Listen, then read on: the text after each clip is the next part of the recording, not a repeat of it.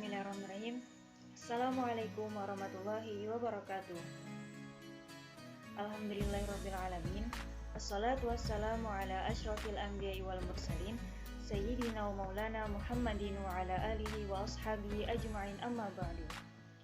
Sebelum kita memulai pembelajaran pada hari ini, marilah kita sama-sama membaca surah Al-Fatihah.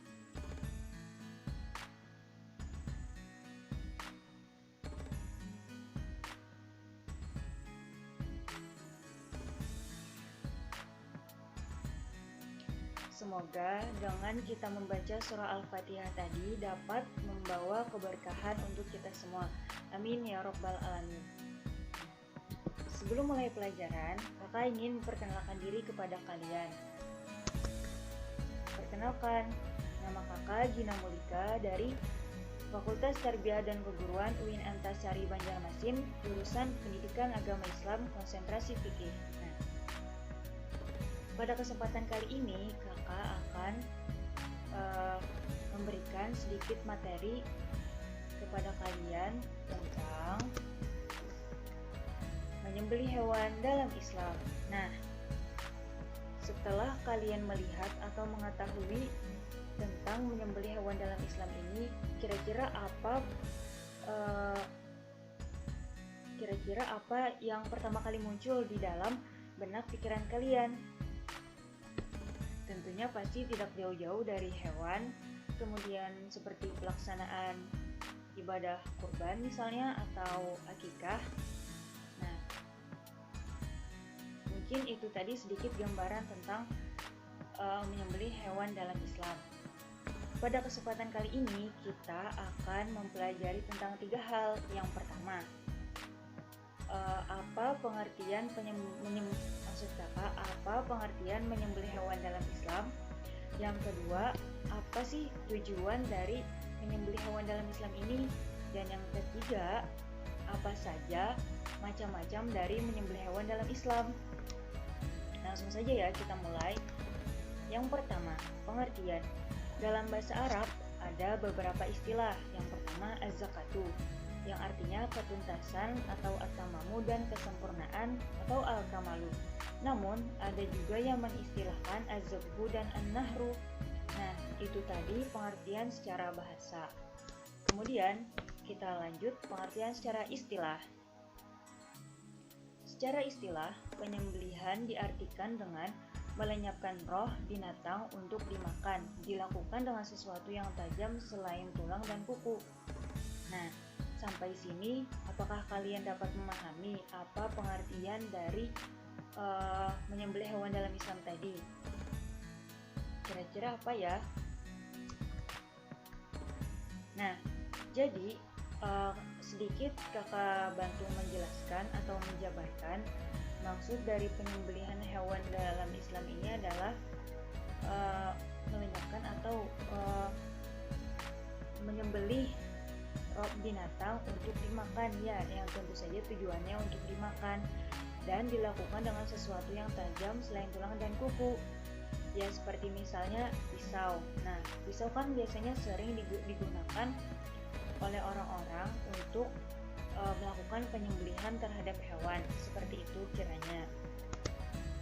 Kemudian kita lanjut pada adalah pusat penyembelihan. Jadi saat melakukan penyembelihan itu kita tidak bisa sembarangan dalam menyembelihnya. Nah, jadi ada 3 pusat penyembelihan dalam hewan. Yang pertama disebut al-unuq atau di leher. Yang kedua al-hulqum, yaitu bagian tubuh antara tenggorokan. Dan yang ketiga al-labbah, leher bawah. Tentunya tiga pusat penyembelihan ini tidak jauh-jauh dari leher. Kenapa ya jadi di leher? Apakah kalian tahu?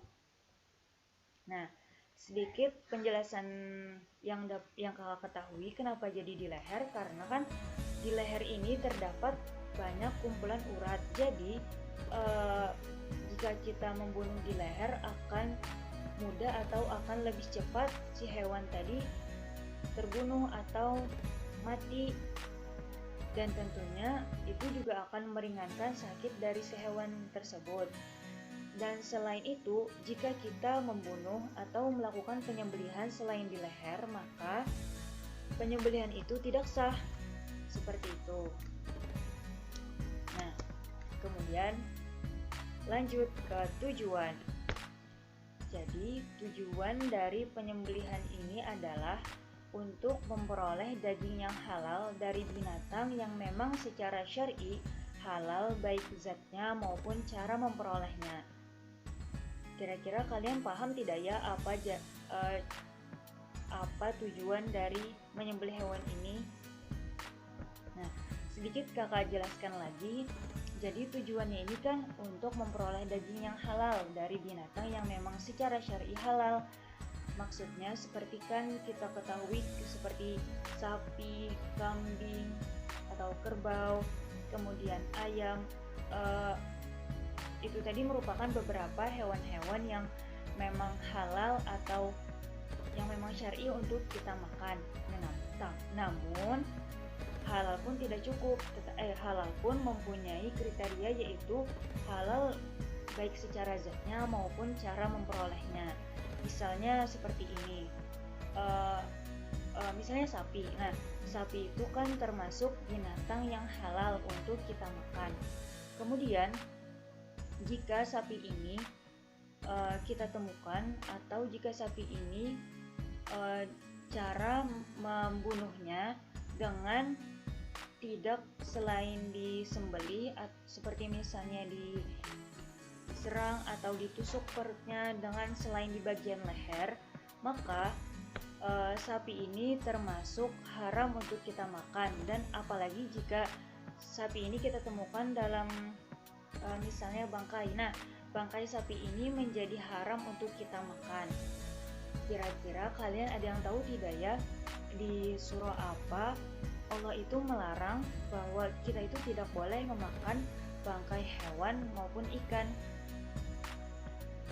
Nah, lanjut. Kemudian ada juga contoh lain, misal ayam. Nah, misal kita membeli ayam, tetapi uang yang kita gunakan untuk memperoleh ayam, maksud kakak, tetapi uang yang kita gunakan untuk membeli ayam tersebut dengan uang yang haram, maksudnya dengan misal dengan uang judi atau uang curian, karena itu termasuk haram. Walaupun sebenarnya ayam itu halal untuk kita makan, tetapi karena cara memperolehnya dengan yang haram, maka ayam tersebut menjadi haram untuk kita makan. Seperti itu. Kemudian yang terakhir, macam-macam penyembelihan. Nah, jadi macam-macam penyembelihan ini ada 4.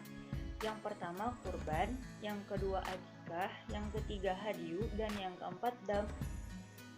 Untuk kurban dan akikah mungkin sudah sering kita dengar, tetapi kalau hadyu dan dam mungkin masih banyak sebagian di antara kita yang masih belum mengetahuinya.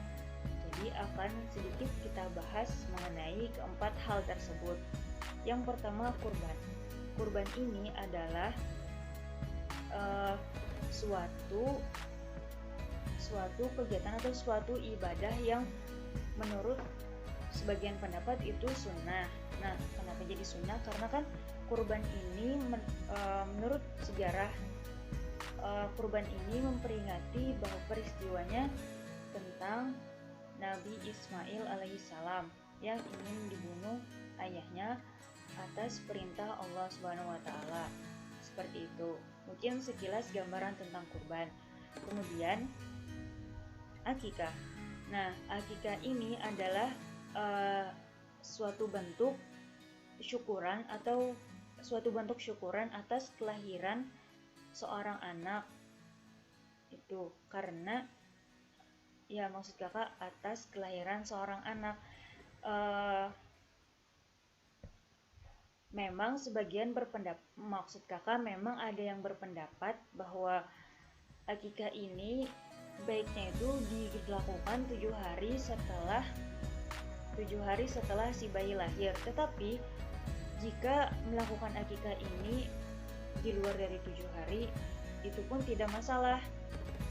Yang penting tidak membebankan bagi orang tua si bayi. Kemudian hadyu. Nah, hadyu ini apa ya? Jadi, hadyu ini adalah suatu pelaksanaan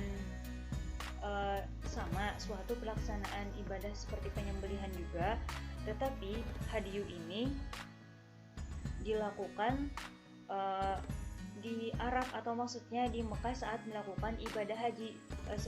Maksudnya seperti disyariatkan untuk melakukan hadyu ini. Kemudian dam. Nah, dam ini adalah suatu istilahnya itu suatu kita bayar denda karena telah melakukan hal-hal yang dilarang saat melakukan ibadah haji. Nah, untuk hadyu dan dam ini hanya bisa dilakukan di Arab, maksudnya di Mekah saat kita melakukan ibadah haji. Walaupun sebenarnya jika kita melakukan di tanah kelahiran, maksud kita di Indonesia, itu lebih bermanfaat, tetapi memang sudah aturannya seperti itu, melakukannya di Arab sana. Nah, kemudian kesimpulan. Jadi, kesimpulan dari materi pembelajaran ini adalah yang pertama, pengertian dari menyembelih hewan ini adalah melenyapkan nyawa suatu binatang yang tujuannya untuk dimakan dengan menggunakan pisau atau benda tajam selain tulang dan kuku. Kemudian yang kedua, tujuan dari penyembelihan dalam Islam ini adalah untuk memperoleh daging yang halal baik secara zat maupun cara memperolehnya. Dan yang ketiga, macam-macam penyembelihan ini ada 4. Yang pertama untuk kurban, yang kedua akikah, yang ketiga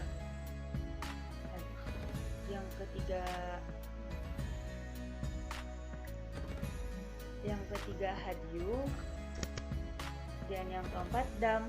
Nah, itu tadi sedikit kesimpulan dari kakak. Kemudian untuk kalian silahkan pelajari materi yang ada di video ini. Silahkan kalian putar ulang kembali, terserah. Kemudian kalian tuliskan kesimpulan pelajaran yang kalian dapatkan dari video ini semaksimal mungkin. Setelah itu, kalian kumpulkan hasil pekerjaan kalian melalui foto yang kalian kirim melalui via grup WhatsApp maupun jalur pribadi. Nah, mungkin itu saja materi dalam pembelajaran hari ini. Jika ada yang ingin dipertanyakan, silahkan kalian tanyakan di dalam grup. Atau masih ada yang kurang jelas atau yang belum kalian pahami, silahkan kalian tanyakan. Kemudian jangan lupa dikerjakan dan dikumpulkan ya tugasnya. Mungkin sekian dari kakak. Lebih dan kurangnya mohon dimaafkan. Wassalamualaikum warahmatullahi wabarakatuh. Sampai bertemu di lain waktu.